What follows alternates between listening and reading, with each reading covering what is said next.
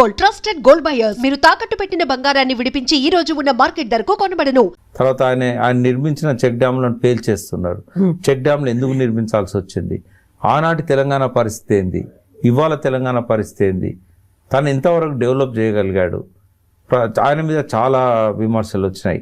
కాళేశ్వరం విషయంలో వచ్చింది, అవినీతి విషయంలో వచ్చినాయి. ఇవన్నీ కూడా ఆయన సమాధానం చెప్పాల్సిన పరిస్థితి. చాలా టాక్ట్ఫుల్ లీడర్. ఆయన కొన్ని ప్రజలు మర్చిపోయిన వాటిని మళ్ళీ గెలకడు, కొన్ని యథాలాపంగా ప్రజల్లో ఏవైతే నలుగుతున్నాయో వాటిని పట్టించుకోడు. అట్లీస్ట్ ఆయన జలసాధన ఉద్యమం 2.0 స్టార్ట్ చేయకపోతే భవిష్యత్తు మళ్ళీ ఒక డోలాయమానంగానే ఉంటుంది. ఒక బలమైన ప్రతిపక్షంగా 2 సంవత్సరాల నుంచి బీఆర్ఎస్ తనంతాను రుజువు చేసుకున్నది. బట్ ఈ వేగం అనేది ఇంకా పెంచాలి. కేసీఆర్ గారు ఖచ్చితంగా నువ్వు అసెంబ్లీలో కూర్చోపోయినా పర్లేదు, బట్ ప్రజాక్షేత్రంలోకి రావాలి. ఏ డ్యామ్లు అయితే విధ్వంసం అవుతున్నాయో అక్కడికి పోవాలి, చూడాలి, ప్రజలకు మెసేజ్ ఇవ్వాలి. ఇవి ఎందుకు కట్టినాం, రేపు ఇంకొక చెక్ డ్యామ్ బెయిల్ చేయకుండా అక్కడ గట్టిగా వార్నింగ్ ఇవ్వాలి, ప్రభుత్వాన్ని నిలదీయాలి. ఎఫ్ఐఆర్ లాగా ఉంటున్నాయి, విచారణ ఎందుకు పెండింగ్ ఉంటుంది? మేడిగడ్డ మీద ఎఫ్ఐఆర్ ఏమైంది? మేడిగడ్డ ఎఫ్ఐఆర్ దుమ్ము దులిపి దాన్ని బయటికి తీయించాలి, ఛార్జ్షీట్ పెట్టేయాలి, దొంగలు ఎవరో పట్టుకోవాలి, అది బాంబ్ బ్లాస్ట్ అని చెప్పి రుజువు చేయించాలి. ఇప్పుడు జలవనరుల గురించి తన అథారిటీ, తను సృష్టించిన ఇవన్నీ పాలమూరు రంగారెడ్డి ట్రయల్ రన్ చేశాడు, ఎందుకు ముందుకు పోతలేదు? ఇవాళ యథేచ్ఛగా గోదావరి జలాలను రాయలసీమ తరలించకపోయే కుట్ర మొదలైంది. దాన్ని రకరకాల పేర్లతో పనకచెర్ల కావచ్చు, నల్లమల సాగర్ కావచ్చు, కేంద్రం ఎట్లా అనుమతిస్తుంది? ఇటువంటి వాటికి కేంద్రం ఎందుకు దాన్ని తాత్సారం చేస్తున్నది? నీళ్ళు ఎక్కడున్నాయి? మన వాటా ఏమైంది? ప్రజేష్ కుమార్ దగ్గర ఎందుకు డిలే అవుతున్నది? ఇట్లాంటివి అన్ని విషయాల మీద ఆయన నోరు తెరిచి మాట్లాడకపోయినట్టయితే మళ్ళీ వెనుకబడిపోతారు వాళ్ళు. ఇప్పుడు కృష్ణా జలాలు కావచ్చు, మీరన్నట్టుగా జల నిర్వహణకి సంబంధించి సవాళ్ళే విసురుతున్నారు సీఎం రేవంత్ రెడ్డి. మీరు రండి, వచ్చి కూర్చోండి, నాతో చర్చకి మీరు సిద్ధమా అనేటువంటి ఒక సవాల్ వేస్తున్నారు. అంటే వీళ్ళు కూడా ఫోకస్ పెడుతున్నారనే కదా, మన రాష్ట్రానికి సంబంధించినటువంటి వనరులు కావచ్చు, ఫెయిర్ షేర్ ఏదైతే ఉందో మన వాటా మనకు దక్కాలి, న్యాయమైన వాటా మనకు రావాలి అని వీళ్ళు కూడా పోరాడుతున్నట్టే కదా. పోరాడడం కాదు, మాట్లాడడం కూడా లేదు కదా. పోరాడడం అంటున్నారు మీరు, మాట్లాడ కూడా లేదు కదా. చెప్పండి, నాగార్జున సార్ ఎవరి చేతిలో ఉండాలి? విభజన చట్టం ప్రకారం నాగార్జున సార్ తెలంగాణకు, శ్రీశైలం ఆంధ్రకు. ఇప్పుడు నాగార్జున సార్ ఎవరి చేతిలో ఉంది? అంటే ఇట్లాంటివన్నీ కేఆర్ఎంబి నాగార్జున సార్ మీద రిపేర్లకు ఆంధ్రకి ఎట్లా అధికారం ఇస్తుంది? వాళ్ళు చేయలేదు, ఇప్పుడు తెలంగాణని ఎట్లా అడుగుతుంది?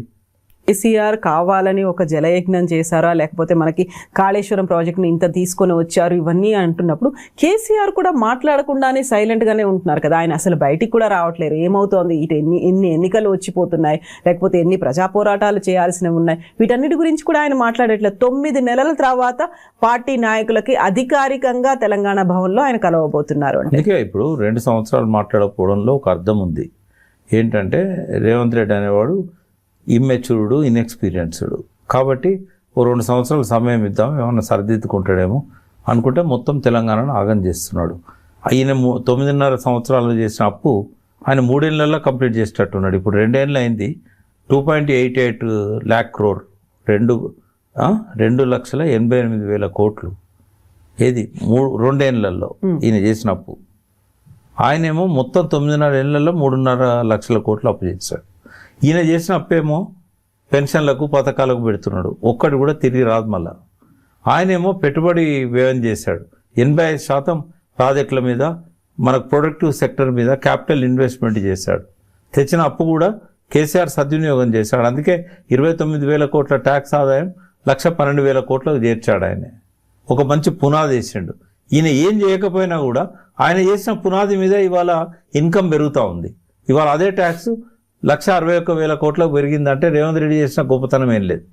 ఆయన వల్ల ఇంకా ట్యాక్స్ ఇన్కమ్ తగ్గింది, రిజిస్ట్రేషన్లు ఆగిపోయినాయి, రియల్ ఎస్టేట్ పడిపోయింది, ప్రొడక్షన్ తగ్గింది, ఇండస్ట్రియల్ ప్రొడక్షన్ 3rd ప్లేస్ పోయింది ఇండస్ట్రీ, జిఎస్డిపిలో 2nd ప్లేస్లో వ్యవసాయం వచ్చింది. అంటే కేసీఆర్ క్రియేట్ చేసిన పునాది మీద ముందుకు తీసుకుపోవడానికి బదులు తిరోగమన దిశ స్టార్ట్ అయిందని కాగే చెప్పింది.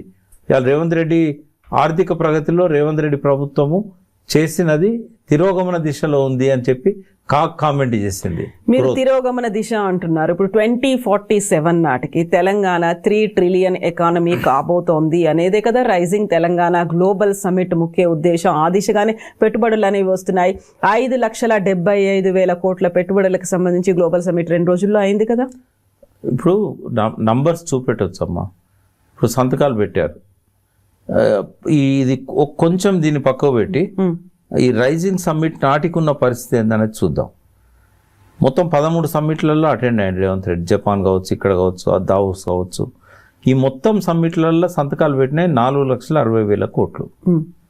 వచ్చింది ఎంత తెలుసా? అప్రూవల్స్ అయినాయి. అది IIC Telangana industry infrastructure corporation. Industrial infrastructure corporation దగ్గరికి వచ్చినాయి అప్రూవల్స్కి 18,000 కోట్లు.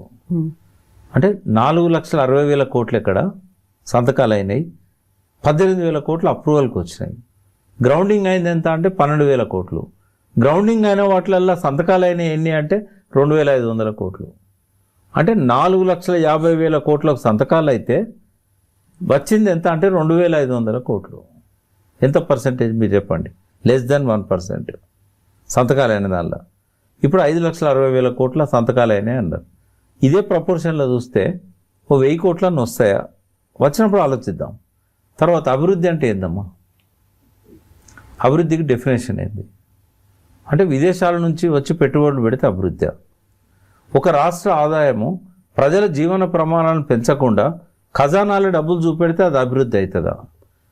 ఒక అభివృద్ధికి నిర్వచనం ఏంటంటే అభివృద్ధి ప్రణాళిక గ్రామ సభ దగ్గర జరగాలి.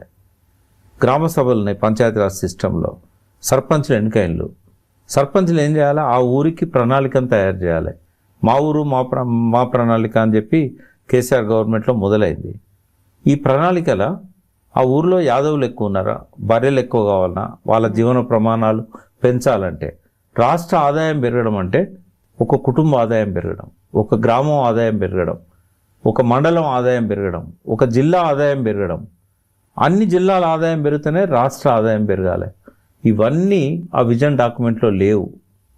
అది గూగుల్ చాట్ జీపీటీ, తర్వాత గ్రోకు, పర్ప్లెక్సిటీ అని కొన్ని యాప్స్ ఉన్నాయి. వాటికి మీరు మెసేజ్ పెట్టారనుకోండి, ఈ రాష్ట్ర ఆదాయం పెరగాలంటే growth engines IT, industry, agriculture అని ఇట్లా పెట్టామనుకోండి, అట్రాక్టింగ్ ఫారెన్ ఇన్వెస్ట్మెంట్ ఇట్లా పెడితే ఏమైందంటే డాక్యుమెంట్ తయారు చేసి ఇస్తుంది మీకు. మీ కుటుంబం అందే మీరు ఈ డిస్కషన్ అయిన తర్వాత మా ఇంట్లో 2 ఎర్నింగ్ ఉన్నాం, మాకు 2 పిల్లలు ఉన్నారు, మాకున్న ఇన్కమ్ ఇది, మా ఎకానమీ పెంచుకోవాలంటే మేమేం చేయాలంటే అదొక విజన్ ఇస్తుంది మీకు. ఆ విజన్ అనేది కంప్యూటర్ ఇచ్చే విజన్లో ప్రజల ఆర్థిక పరిస్థితి, జీవన ప్రమాణాలు, చాకలాయనకు దోబిఘాట్ కావాలి, డ్రై క్లీనర్స్ కావాలి, మంగళాయనకు అలెగ్జాండర్ లాంటి బ్రాండెడ్ కావాలి మంగళ షాపులు, అట్లనే గొర్రెల్లో గొర్రెలు కావాలి, వీళ్ళ కుర్మలకు వాళ్ళకు కావాల్సిన వాళ్ళకు కావాలి, కమ్మల పరిశ్రమ కావాలి, ఇవన్నీ చెప్పదు అది. అదేం చేస్తుంది అంటే ఇవాళ రేపు గ్రోత్ అంటే ఏంది?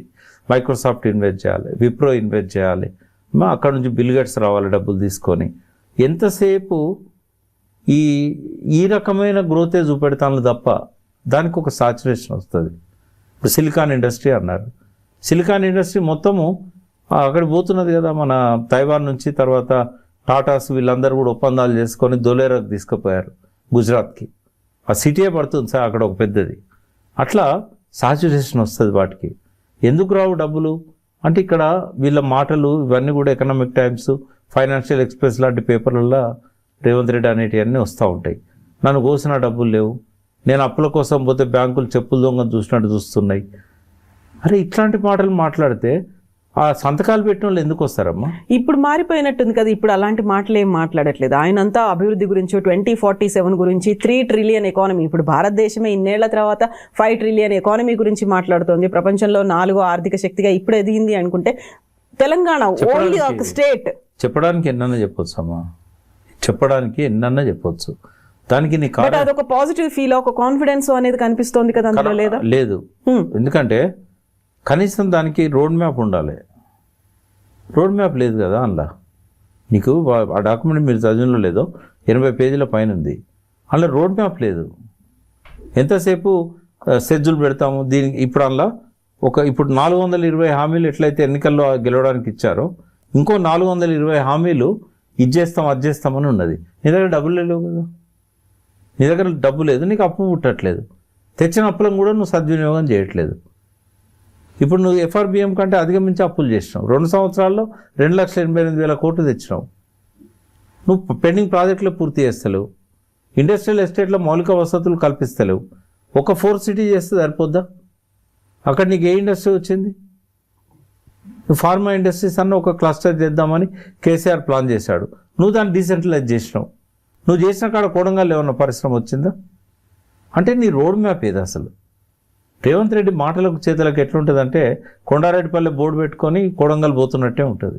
ఎప్పటికీ ఆయన జీవితంలో మళ్ళీ కొండారెడ్డిపల్లె రాదు. ఈ ప్రపంచం అంతా చుట్టేసి కొండారెడ్డిపల్లెకి వచ్చే వరకు ఆయన జీవితకాలం సరిపోదు. ఆయనకు ఒక మేధావి వెనకాల సపోర్ట్ లేదు, ఒక థింక్ ట్యాంక్ లేదు, ఆర్థికంగా ఆయన గైడ్ చేసేవాళ్ళు లేరు. ఆయన ముందటనే కదా రిజర్వ్ బ్యాంక్ గవర్నర్గా పనిచేసిన దూరు సుబ్బారావు గారు ఎట్లా 10 సంవత్సరాల్లో తెలంగాణ డెవలప్ అయిందో కేసీఆర్ గారు చేసిన కృషిని అంతా కూడా అంకెలతో సహా చెప్పాడు. బట్ ఇన్ని రకాలుగా అవుతున్నాయి అనుకున్నప్పుడు, ఒక ఆర్థికంగా జరగట్లేదు, ఒక రోడ్ మ్యాప్ లేదు, ఒక బ్లూ ప్రింట్ లేకుండానే వెళ్తున్నారు, ఒక ప్రాపర్ ప్లానింగ్ లేకుండా వెళ్తుంది అనుకున్నప్పుడు కేసీఆర్ కూడా వచ్చి మాట్లాడాల్సినటువంటి అవసరం ఉంది, కేసీఆర్ కూడా చెప్పాల్సినటువంటి అవసరం ఉంది. ప్రతిపక్షము అంటే ఊరికే ప్రతిసారి విమర్శిస్తూనే కూర్చోకుండా, నిరసనలకు దిగుతూనే కూర్చోకుండా రోడ్ మ్యాప్కి అవసరమైనటువంటి తన ఎక్స్పీరియన్స్కి సంబంధించి సలహాలు చల్లియొచ్చు కదా. కేసీఆర్ ఎన్ని చెప్పాలి చెప్పరా? నేను మీరు ఒక సినిమా గుర్తు చేసుకోవాలి. శ్రీలక్ష్మికి చిన్నప్పుడు మాటలు రావు, ఆమె మాటలు వచ్చినాక ఏం చేస్తారు, వెల్లువలాగా చిన్నప్పుడు క్లాస్మేట్స్ అల్లరి చేసిన అక్కడ నుంచి వస్తాయి. ఇప్పుడు కేసీఆర్ గారు 2023 అక్టోబర్ 21 నుంచి చెప్పాల్సి వస్తుంది. కాళేశ్వరానికి ఏమైంది, వి ప్రకాష్ అన్నట్టు బ్లాస్టింగా, లేకుంటే NDSA చెప్పినట్టు నిర్మాణ లోపమా, ఎల్ఎన్టీ వాళ్ళ తప్ప, అక్కడ నుంచి స్టార్ట్ చేయాలి. ఆయన ఇప్పటిదాకా మాట్లాడని విషయాలన్నీ చెప్పుకుంటూ రావాలి. ఇప్పుడు ఆపద్దిగా ఈ ఫ్లో కంటిన్యూ చేయాలి. చేస్తారా? చేయాలి. చేయకపోతే తప్పు అవుతుంది, అది చేయకపోతే తప్పు అవుతుంది, ప్రజల కర్మకు వదిలేయాల్సి వస్తుంది. ఎగ్జాక్ట్లీ. ఇప్పుడు మా ప్రభుత్వం ఉంటేనే మేము మాట్లాడతాము, వేరే వాళ్ళు కాబట్టి మా ప్రభుత్వం లేదు కాబట్టి మేము మాట్లాడము, ఊరికే విమర్శిస్తూ కూర్చుంటామంటే కాదు కదా. ఇప్పుడు ప్రజల కోసం అనుకున్నప్పుడు మీరు ఎంతసేపు సీఎం రేవంత్ రెడ్డి అంటారో, ప్రతిపక్ష నాయకుడు కేసీఆర్ అలా ఆయన అసెంబ్లీకి వచ్చినా రాకపోయినా ప్రజలు ఏమి ఎక్స్పెక్ట్ చేస్తున్నారంటే ఆయన ఒకసారి మౌనం వీడితే ప్రజలకు వాస్తవాలు తెలుస్తాయి. ఇప్పుడు మౌనం వీడుతున్నాడు, రేపు మీటింగ్లో మాట్లాడాల్సి వస్తుంది. ఇది కంటిన్యూ అవుతుంది, ఇది కంటిన్యూ కావాలి. కాకపోతే మాత్రం కష్టమవుతుంది, ఎందుకంటే వరుసగా వైఫల్యాలతో పోవాల్సి వస్తుంది. ఒకవేళ ఆయన కనుక మళ్ళీ ఉత్సాహాన్ని నింపి కార్యకర్తలల్లా శ్రేణులల్లా అందరితో కలివిడిగా ఉంటూ ఇప్పుడు కేసీఆర్ స్వభావానికి భిన్నంగా ఉంటున్నాడు. కేసీఆర్ స్వభావం ఏంటంటే, అంటే ఆయన చూడాలనుకుంటున్న ఇంటర్వ్యూ, ఎందుకంటే డైరెక్ట్గా పోయి చెప్పే పరిస్థితి కనబడతలేదు. ఇప్పుడు ఏనాడు ఆయన ఒంటరిగా భోజనం చేయడం నేను చూడలే. నేను ఇదివరకు మీడియా పరంగా కూడా సలహాలు ఇచ్చినా వాళ్ళకు కూడా నేను నేరుగా చెప్పాను, కేసీఆర్ ఎప్పుడు కూడా ఒంటరిగా బ్రేక్ఫాస్ట్ చేయడు, ఒంటరిగా డిన్నర్ చేయడు, ఎప్పుడు 10 మందిలో ఉండే వ్యక్తి. నేను ఉద్యమకాలం అంతా ఆయన కుటుంబ సభ్యులతో చాలా తక్కువ ఉన్నారు, మాలాంటి వాళ్ళతో చాలా ఎక్కువగా ఉన్నాడు. మళ్ళీ ఆ వైఖరి కేసీఆర్ తీసుకోవాలి. తన బ్రేక్ఫాస్ట్ ఒక కాన్స్టిట్యున్సీ పెద్దలతో జరగాలి, ఆయన లంచ్ ఒక మేధావులతో జరగాలి, ఆయన డిన్నరు పార్టీ నాయకులతో జరగాలి. అది జరగనంత కాలం మళ్ళీ ముందుకు పోవడం కష్టమవుతుంది. రెండవది, ఏ విమర్శ అయితే వచ్చిందో ఉద్యమకారులు అందరినీ పక్క పెట్టినని అన్నారు. నియోజకవర్గాల వారీగానే కాదు, మండలాల వారీగా ఉద్యమకారులు ఉన్నారు. చెప్పండి, పిలుచుకొని చెప్పండి, నేను ముఖ్యమంత్రి ఉన్నప్పుడు మీకు సమయం ఇవ్వలేకపోయినాను, పొరపాటు జరిగింది, క్షమాపణలక్కర్లేదు, పొరపాటు జరిగింది, ఇక ముందు ఇట్లా జరగదు, మీ ఉద్యమ స్ఫూర్తిని తెలంగాణ అభివృద్ధిలో భాగం చేస్తాము, దాన్ని ఉపయోగించుకునే పద్ధతిలో మేము ఉపయోగించుకుంటాం, మీరు నారాజు కాకండి. నేను ఒక మాట చెప్తే, నేను ఒక సామెత తయారు చేసిన తెలంగాణ ఉద్యమంలో, తెలంగాణ కోపం తెల్లారి దాకా ఉండదు అని. మర్చిపోతారు. కేసీఆర్ కనుక ఇలా రోజు మైకులో తిట్టేటోళ్ళు ఉన్నారు కదా, మీడియాలో తిట్టేటోళ్ళు ఉన్నారు కదా, ప్రతిరోజు తిట్టేటోళ్ళు, 10 ఏళ్ళ నుంచి తిడుతున్న వాళ్ళు, వాళ్ళని బ్రేక్ఫాస్ట్ పిలిచి కాసేపు మాట్లాడి తను చేసిన తప్పులను కొంత మేరకైనా వాళ్ళ ముందు కమిట్ అయితే అందరూ ఆయనకు అభినందిస్తారు, ఆయనతో ఉంటారు. సో మర్చిపోవడం అంటే ఓకే, కలిసి కూడా పోతారా? కలిసిపోతారు. ఇప్పుడు ఎవరు కలిసిపోరు? ఒక పేరు చెప్పండి నాకు. పిలిచి నేను మిమ్మల్ని దగ్గరికి రానివ్వకపోవడానికి నాదే పొరపాటు, ఓకే, దానివల్ల నేను ఏం నష్టం జరిగిందో నాకు అర్థమైంది, మీకు అర్థమైంది, ఇక ముందు ఇట్లా జరగదు. కానీ వీళ్ళంతా వీళ్ళతో ఏమవుతుంది, వీళ్ళు చేసింది ఏంది, ఈ అహంకారం ఏదైతే ఉన్నదో అది ఆపుకోకపోతే, ఆ ఆలోచనల నుంచి బయటపడకపోతే, వీళ్ళు చేసిన దాన్ని కూడా గుర్తించకపోతే, వాళ్ళని మళ్ళీ గౌరవించకపోతే, ఈ అబద్ధాలు ఇట్లాగే ప్రజలను పక్కదారి పట్టిస్తూ ఉంటాయి, నమ్మిస్తూ ఉంటాయి. కాబట్టి నష్టపోయేది ఎవరు? అంతిమంగా నువ్వు మళ్ళీ పవర్ కావాలి. మళ్ళీ పవర్ కావాలంటే తప్పులు సరిదిద్దుకుంటే తప్పేంది? ముందు వాటిని గుర్తించాలి, రియలైజ్ కావాలి. ఇది నామోషి కాదు. నీతో పాటు ఏం ఆశించి తిరిగినాం మేమంతా? తెలంగాణ కోసమే కదా, అందరం కలిసికట్టుగా చేస్తాం కదా. మరి ఫలితాలు నువ్వు ఒక్కరిమే అనుభవించడం అనేది ప్రచారం అవుతున్నది. సరే, వాళ్ళు నిన్ను ఏం అడిగిన్లు? నిన్న 1 కోట్ల రూపాయలు అడిగిన్లా? నిన్నేమన్నా ఇల్లు కట్టిమని అడిగిన్లా? ఏదో కొంత నీ చిరునవ్వు కోసం, నీ మెప్పు కోసం, ఏ సుబ్రహ్మణ్యం బాగున్నావు అంటే సంతోషపడతారు. ఆ మాత్రం కూడా చేయలేకపోతే ఎట్లా నువ్వు? ఇది 69 ఉద్యమకారులు మాతో కాలేదు, కేసీఆర్ గారితో అయింది, వచ్చి షాల్ కప్తామంటే కూడా కప్పించుకోకపోతే ఇవన్నీ ఎవరు చెప్పాలా నీకు? ఎప్పుడు రియలైజ్ అవుతావు? అందుకే ఇవన్నీ ముందుకు పోయేటప్పుడు ఒక్కటి గుర్తుపెట్టుకోవడమ్మా, ఒక మంచి పాలకునికి ఒక మంచి విమర్శకుడు పక్కన ఉండాలి. ఆ విమర్శకులు లేరు అక్కడ. తనకు నచ్చిన ఏ విమర్శకుడినైనా పెట్టుకోవచ్చు. ప్రొఫెసర్ నాగేశ్వర్తోని నెలకోసారి లంచ్ చేయి చెప్తాడు కదా ఆయన. ఆయనకి ఏమైనా ఆశిస్తాడా ఆయన? రాజకీయ సలహాదారులు ఉన్నారు కదా. ఎవరున్నారు? తనతో పాటుగా గతంలో ప్రభుత్వంలో ఉన్నప్పుడు నియమించుకున్నారు కదా, వాళ్ళు ఎవరు లేరా ఇప్పుడు? ఆయన ఎంతమందికి అయితే ఇట్లాంటి పదవులు ఇచ్చిండో ఆ పదవులో విలువ దిగదార్చాడు. నేను ఎటువంటి నిర్మోహమాటంగా చెప్తున్నా. నేను ఆ పదానికి ఒక అర్థం ఉంది, ఆ పదానికి ఒక గౌరవం ఉంది, ఆ పదానికి సూట్ అయ్యే వ్యక్తులు ఉన్నారు. అంటే ఆయన ఇచ్చిన వాళ్ళకు ఆ పదవుల పట్ల వాళ్ళకున్న ఆ గౌరవము, తర్వాత ఆ సలహాలు ఇవ్వగలిగే శక్తి ఉన్న ఎవరమ్మా కేసీఆర్ గారికి సలహాలు ఇవ్వగలిగే శక్తి ఉన్న నాయకుడు ఎవరున్నారు తెలంగాణలో చెప్పండి? మరి అన్నీ తెలిసినటువంటి కేసీఆర్ అలా ఎందుకున్నాడు? మారాలంటే ఏం చేయాలంటారు? ఆయన లోపల నుంచి రావాలి, బయట నుంచి ఎవరు చెప్పినా మారే వ్యక్తి కాదు కదా ఆయన. ఒక టవరింగ్ పర్సనాలిటీ అమ్మ కేసీఆర్. తెలంగాణ ఆత్మ, తెలంగాణలో ఉన్న ప్రతి విషయం మీద ఆయన ఒక గంగా ప్రవాహంలాగా మాట్లాడుకుంటూ వెళ్తూ ఉంటాడు. నేను ఎప్పుడు కూడా కేసీఆర్ని ఎందుకు గౌరవిస్తా, ఎందుకు అభిమానిస్తా అంటే ఆయన నాకేదో చేసిండని కాదు, లేకుంటే ఆయన తప్పులు చేయలేదని కాదు, ఆయన అహంకారి కాదని అంతకంటే కాదు. ఆయన తెలంగాణకు ఏ ముఖ్యమంత్రి చేయలేనంత గొప్పగా చేశాడు. 1947 నుంచి ఈనాటి వరకు భారతదేశంలో ఏ రాష్ట్రంలో, ఏ కాలంలో, ఏ పార్టీ ముఖ్యమంత్రి కూడా ఈయనలాగా పరిస్థితులను అర్థం చేసుకొని ఒక విజన్తోని వ్యవసాయంలో అభివృద్ధి, పరిశ్రమల్లో అభివృద్ధి, పట్టణీకరణలో అభివృద్ధి, తెలంగాణ జాగ్రఫికల్గా ఆయన ఎంత చేయాలనో అంత చేశాడు. అయితే అది సరిపోతుందా అంటే ఆకాంక్షలు చాలా ఎక్కువ ఉన్నాయి. ఎందుకు అంటే 57 ఏళ్లలో విధ్వంసం అయిందన్న తెలంగాణను 9.5 ఏళ్లలో ఈ స్థాయికి చేర్చడం కూడా చాలా గొప్ప. ఆ విషయంలో మాత్రం ఆయన ఖచ్చితంగా అభిమానిస్తా, ఆయన ఎంబడుంటా, ఆయన ఆచరిస్తా. మళ్ళీ ఆయనే రావాలని 100కి 100 కోరుకుంటా. కానీ ఆయన లోపల ఉన్న ఈ రెండవ కోణం ఏదైతే ఉన్నదో ఇప్పటిదాకా నేను అది మాట్లాడాను. అంత మాత్రాన ఆయనను పక్కకు పెట్టేది లేదు. ఖచ్చితంగా ఆయన మారాలనుకుంటున్నాం. ఆయన మారకపోయినా అదే పద్ధతిలో తెలంగాణను ఆయనే అసంపూర్తి లక్ష్యాలు పూర్తి చేస్తానంటే ఇక ఉన్న దానిలో ఆయననే సెలెక్ట్ చేసుకోవాల్సి వస్తుంది. ఆయన ఒకటే బెటర్ చాయిస్, ఆయన బెటర్ కదా. ఇప్పుడు కేసీఆర్ అనేవాడు మనం అనుకున్నట్టు ఉంటాడు, ఆయన అనుకున్నట్టే ఉంటాడు. కాబట్టి ఈ తప్పులని సవరించుకోవాలంటే ఆయన లోపల నుంచి రావాలి. అది ముందు ఆయన గుర్తించాలి, నా వల్ల ఏమేమి పొరపాట్లు జరిగినాయి అనేది రివ్యూ చేసుకోవాలి. ఆయన లోపల మార్పు ఉన్నదని నేను అనుకుంటున్నా. ఆ పరిణామ క్రమం అనేది కనబడుతూ ఉంది.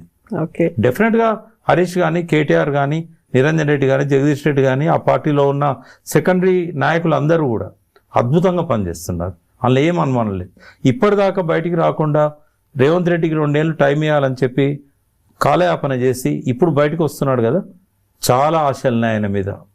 తెలంగాణ అంతా ఎదురు చూస్తుంది, ఏం చేస్తాడో, ఈ నీళ్ళను కాపాడుతాడా, మనకు రేవంత్ రెడ్డి ఇచ్చిన హామీలలో అవి అమలు కావడానికి ఏమన్నా గర్జిస్తాడా, చాలా ఆకాంక్షలతోనే ఎదురు చూస్తున్నారు.